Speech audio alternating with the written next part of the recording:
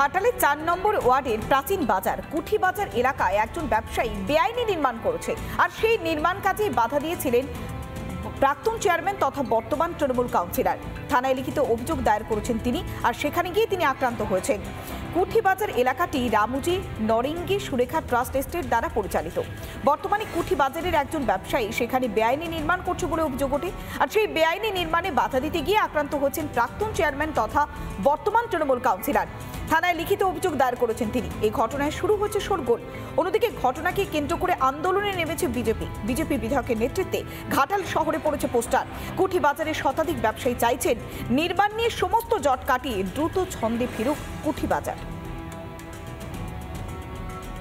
যথাযথভাবে আমাদের নেত্রী মমতা বন্দ্যোপাধ্যায় বেআইনি কাজের সঙ্গে কমিশনার দিকে যুক্ত হতে নিষেধ করেছিলেন। আমরা সেই মমতা ব্যানার্জির বাণী কিংবা কথাকে সম্মান রাখতে আমরা বেআইনি কাজে বিরোধিতা করি। থানাতে আমাকে যে ঘেরাও করেছে, হেনস্থা করে আমাকে কিল চড় মেরে আমাকে ফেলে দিয়েছে, আমার গলা টিপে ধরেছে। মূলত আমার যে কাউন্সিলর হিসাবে নিরাপত্তা, সেই নিরাপত্তা না থাকায় প্রশাসনের যে অবৈধ নির্মাণ হচ্ছে, আমরা চাই নির্মাণটা হোক, কিন্তু সেটা আইন মেনে হোক, তাহলে সবার ক্ষেত্রে সুবিধা। অবৈধভাবে করছে, লক্ষ লক্ষ টাকা ইনকাম করছে।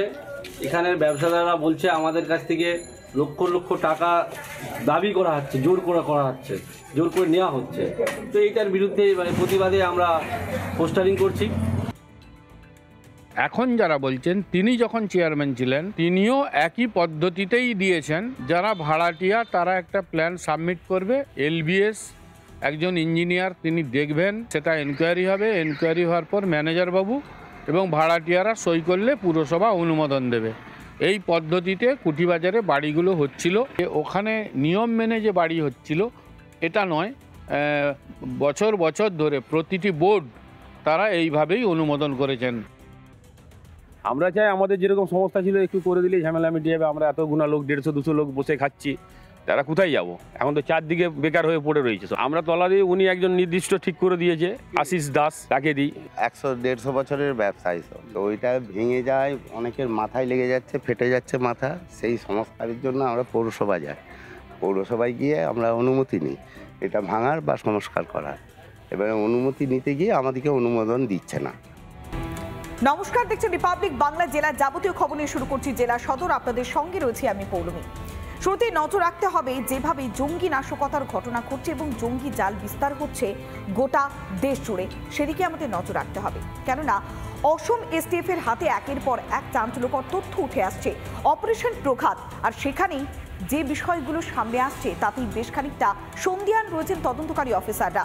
কেননা ধৃত যে আবু সালাম, তার সঙ্গে অনেকদিন আগেই যোগাযোগ ছিল এই সমস্ত অন্যান্য জঙ্গিদের। অসম থেকে গ্রেফতার করা হয়েছিল যে শাহিনুরকে, তার সঙ্গে যোগাযোগ ছিল।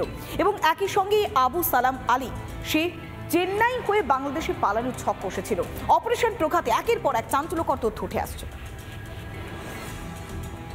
চেন্নাই থেকে ধৃত জঙ্গি আবু সালামকে জিজ্ঞাসাবাদে চাঞ্চল্যকর তথ্য পেয়েছেন গোয়েন্দারা। গোয়েন্দা সূত্রে যেটা জানতে পারা যাচ্ছে যে আসামের বাসিন্দা এই আবু সালাম, সে কিন্তু গা ঢাকা দিয়েছিল চেন্নাইয়ে, এবং চেন্নাই থেকে তার কিন্তু বাংলাদেশে পালিয়ে যাওয়ার পরিকল্পনা ছিল।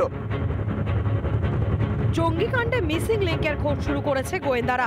আবু সালাম আলীকে জেরায় চাঞ্চল্যকর তথ্য পেয়েছে অসম এসটিএফ। এই আবু সালাম, তার কিন্তু প্ল্যানিংটা ছিল বিভিন্ন জায়গাতে জঙ্গি পরিকল্পনাটাকে ছড়িয়ে সে পালিয়ে যাবে হচ্ছে বাংলাদেশে, এবং সেই ক্ষেত্রে দাঁড়িয়েই এই পাসপোর্ট উদ্ধারটা কিন্তু তার পক্ষে, অর্থাৎ অসম এসটিএফের পক্ষে কিন্তু সম্ভব হয়েছে। পাশাপাশি শাহিনুর ইসলাম, যাকে বেশ কয়েক মাস আগে আসাম থেকে গ্রেপ্তার করা হয়েছিল, সেই শাহিনুর ইসলামের সঙ্গেও কিন্তু আবু সালামের প্রত্যক্ষভাবে যোগাযোগ ছিল।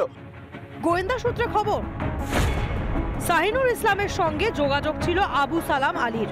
জসিমউদ্দিন রহমানির জেহাদি বার্তা ছড়িয়ে দেওয়ার কাজ করত আবু সালাম। জঙ্গি ফারহান ইশরাকের বই সরবরাহ, বাংলা ও অসমের বই সরবরাহ করত সে। পাশাপাশি তার কাছ থেকে উদ্ধার হয়েছে পাসপোর্ট। বাংলাদেশে পালানোর ছক ছিল ধৃত আবু সালামের। শুধু বাংলাই নয়, গোটা দেশে ছড়িয়ে দেওয়ার মানচিত্র তৈরি করেছিল আনসারুল্লাহ বাংলা টিমের সদস্যরা। তদন্তে উঠে আসছে এই এমনই সব চাঞ্চল্যকর তথ্য। আবু সালামকে জিজ্ঞাসাবাদ করে আরো কি তথ্য পাওয়া যায় সেদিকে সকলের নজর রয়েছে। পাশাপাশি এই যে শাহিনুর ইসলাম, নূর ইসলাম এবং আবু সালাম আলী, এদেরকে মুখোমুখি বসিয়ে জিজ্ঞাসাবাদ করা হবে বলে আসাম স্টেট সূত্রে এখনো পর্যন্ত আমরা জানতে পারছি। মুর্শিদাবাদ থেকে ক্যামেরা অপূর্ব চৌধুরীর সঙ্গে ইন্দ্রাশিস বাগচি, রিপাবলিক বাংলা। রাজ্যে বেআইনি অস্ত্রের উৎসের খোঁজ। মুঙ্গের থেকে রাজ্যে সরবরাহ করা হয়েছিল অস্ত্র। কলকাতা থেকে সরবরাহ করা হতো কার্তুজ। বেঙ্গল এসটিএফ এর তদন্তে উঠে এলো চাঞ্চল্যকর তথ্য। রাজ্যেই গ্রেফতার করা হয়েছে 4 জনকে। জালে কলকাতার নামী অস্ত্র দোকানের কর্মচারী। ধৃতরা হাসনাবাদ, জীবনতলা এবং নদিয়ার বাসিন্দা বলেই জানা গিয়েছে। 190টি তাজা পিস্তল এবং কার্তুজ উদ্ধার করা হয়েছে। 9টি 12 বোরোর এবার কার্তুজ উদ্ধার করা হয়েছে। বারুইপুর জেলা পুলিশের সঙ্গে তল্লাশি চালিয়েছে এসটিএফ। রাজ্যে বেআইনি অস্ত্রের উৎসের খোঁজ পাওয়া গিয়েছে।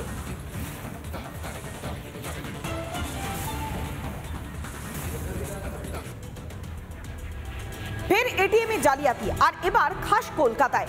এটিএম কার্ড আটকে প্রায় লক্ষাধিক টাকা লুট করা হয়েছে গ্রাহকদের থেকে। সার্ভে পার্ক এলাকার এই ঘটনায় চাঞ্চল্য সৃষ্টি হয়েছে।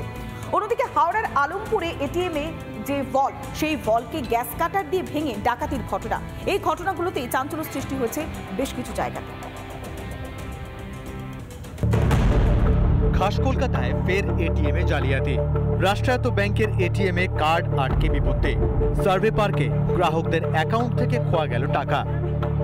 এই মুহূর্তে এটিএম কার্ডও তারা খুইয়ে বসেছেন এই এটিএম এর মধ্যেই। দেখো, রাষ্ট্রায়ত্ত ব্যাংকের এই শাখা, মানুষ অনেক ভরসা করে এই ব্যাংকে টাকা রেখেছে এবং এই জায়গাতে তারা গতকাল যে ঘটনাটি ঘটেছে তাতে তারা এই মুহূর্তে কার্যত ভয় সিটিয়ে রয়েছেন। তারা টাকা তুলতে গিয়ে সর্বশান্ত একাধিক গ্রাহক। সার্ভে পার্ক থানায় অভিযোগ দায়ের। অটোমেটিক্যালি না এটিএম কার্ডটা ভেতরে চলে গেছিল, তো সেখানে আমি অনেক ট্রাই করেছি। যে নর্মালি আমরা এটিএম কার্ড আটকে গেলে চেষ্টা করি বের করে নেওয়ার, কিন্তু বের হয়নি। তো অ্যামাউন্ট দিয়েছিলেন কিছু, কত টাকা তুলবে? কিছুই দেয়নি। তো এটিএম থেকে ঘুরে আসার পরে আমি যখন ফাইনালি দেখি যে আমার অ্যাকাউন্ট থেকে 1,30,000 টাকা অটোমেটিক্যালি তখন চলে গেছে। কার্ড ঢোকালাম, ঢোকানোর পরে পিন চাইলো। পিন দেওয়ার পরে কি হলো, মেশিনটা কিছুক্ষণের জন্য স্লো হয়ে গেল। কার্ডটা বার করার জন্য অর্ধেক টেনে না, পটকে গেল, কার্ডটা পটকে ভিতরে টেনে নিল। আমি যখন সকালে পেমেন্ট করতে যাচ্ছি দোকানে, আমার দেখে অ্যাকাউন্টে ব্যালেন্স, আমার অ্যাকাউন্টে যা ছিল 100 টাকা। হাওড়ার আলমপুরে রাষ্ট্রায়ত্ত ব্যাংকের এটিএমে ডাকাতি। শনিবার ভোররাতে আন্দুল রোডের ধারে গ্যাস কাটার দিয়ে ব্যাংকের এটিএম ভেঙে টাকা লুট। ভাঙচুর, টাকা লুটের পর এটিএমে আগুনও দেয় দুষ্কৃতীরা। খবর পেয়ে ঘটনাস্থলে যায় সাঁকরাইল থানার পুলিশ এবং Howrah city police. Basically gas cutter দিয়ে এটিএমে যেখানে টাকাটা রাখা হয় ওটা কেটে ওখান থেকে টাকা বার করেছে। তারপরে সিসিটিভি ক্যামেরা আর অন্যান্য আমাদের যে সোর্স আছে তাদের হেল্প নিয়ে গাড়িটাকে ফিক্স আপ করা গিয়েছে। তারপরে গাড়ি রিকভারি হয়ে গেছে, গ্যাস কাটার আর অন্যান্য ইকুইপমেন্ট পাওয়া গেছে। গ্যাংকে আমরা মোটামুটি ফিক্স আপ করেছি, আশা করি খুব শীঘ্রই আমরা ধরব। বড়সড় নিরাপত্তা অভাবে ভুগছে এই এটিএমগুলো। কোনো জায়গায় কোনো সিকিউরিটি ব্যবস্থা না থাকার ফলেতেই এই এটিএমগুলিতে চুরি হচ্ছে। কর্মসংস্থান নেই তাই চুরি বাড়ছে, বেকার বাড়ছে চুরি বাড়ছে। বেকার সংস্থা না পেলে এসব হতেই বাড়বেই না। এতদিন অবশ্য আমাদের সঞ্চিত ধন এরকম নিয়ে চলে যায় বা তো অবশ্যই তো অতদিন হবে। নদিয়ার শান্তিপুরের ডাকঘর মোড়ে এটিএমে চুরির চেষ্টার অভিযোগ। এটিএমের একাংশ ভাঙা, খোলা পড়ে বেশ কিছু যন্ত্রাংশ। সকালবেলায় সাধারণ মানুষ তারা যখন তাদের নজরে প্রথমে আসে, তারপরেই কিন্তু পুলিশকে খবর দেওয়া হয়। দেখা যাচ্ছে গুরুত্বপূর্ণ রাস্তা এবং গুরুত্বপূর্ণ জিনিস, তাহলে যেই ভেঙে থাকুক সিসি ক্যামেরা দেখা যাবে তো। হ্যাঁ, নিশ্চয়ই দেখা উচিত। সব মিলিয়ে এটিএমগুলির নিরাপত্তা নিয়ে বড়সড় প্রশ্ন উঠছে একের পর এক জায়গায়। প্রসেনজিৎ অধিকারী ও পলাশকান্তি মণ্ডলের রিপোর্ট, রিপাবলিক বাংলা। নানা ধরনের কন্টেন্ট দেখার জন্য লাইক করুন, শেয়ার করুন আমাদের ফেসবুক পেজ, সাবস্ক্রাইব করুন আমাদের ইউটিউব চ্যানেল। পাশাপাশি অন্যান্য ব্রেকিং নিউজের জন্য অবশ্যই চোখ রাখুন রিপাবলিক বাংলায়।